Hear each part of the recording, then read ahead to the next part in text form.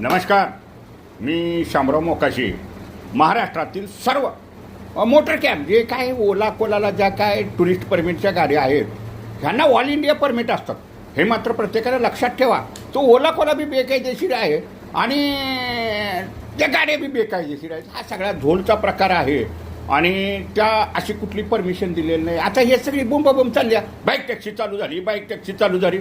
अरे बाबा, त्याचे नियम काय आहेत, कसे आहेत, म्हणजे ह्यांना पुन्हा धक्का बसणार आहे हे मात्र कोणी विसरू नका. रिक्षा टॅक्सी चालकांनी रिक्षाचं टॅक्सीचं परमिट करा.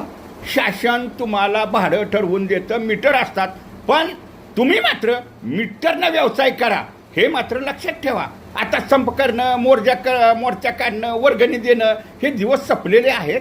ऑनलाईन जमाना आहे. जेवढं तुम्ही गाड्या बंद ठेवतील ना तेवढं तुमचं नुकसान आहे. कायदे बदललेले आहेत.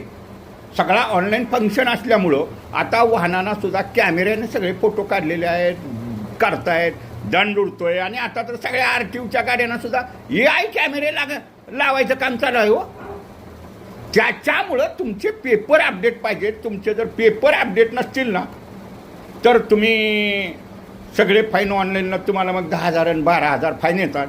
त्याच्यासाठी प्रत्येक रिक्षा टॅक्सी चालकानं विचार केला पाहिजे. आपण कुठं लॉस जातो. जे आपले नेते आहेत ना, नेते तुम्हाला मी स्पष्ट सांगतो.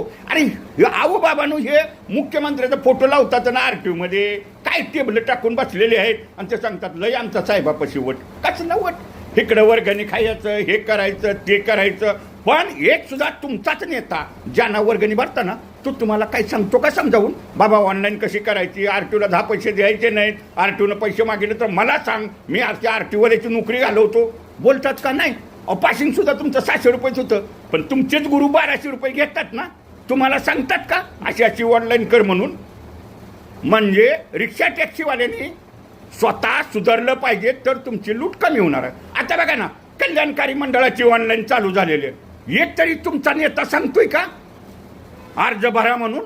ऑनलाईन फंक्शन आहे. कारण हे जर ऑफलाईन फॉर्म असते ना त्याने धनाना भरले असते बघा, 200, 400 रुपये खाऊन बट्ट्या बोळ करायला.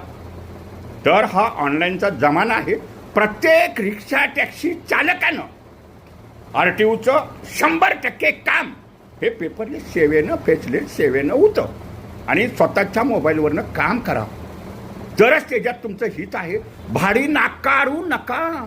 तुम्ही मीटरनं व्यवसाय करा आणि ओला कोला हे तुम्ही करतच बसू नका. अहो, हे त्यांचे लोक म्हणतात ना, हे सगळे ओला कोला तर बेकायदेशीर आहे. पर्यटक परवान्याला तर स्थानिक व्यवसाय करतात.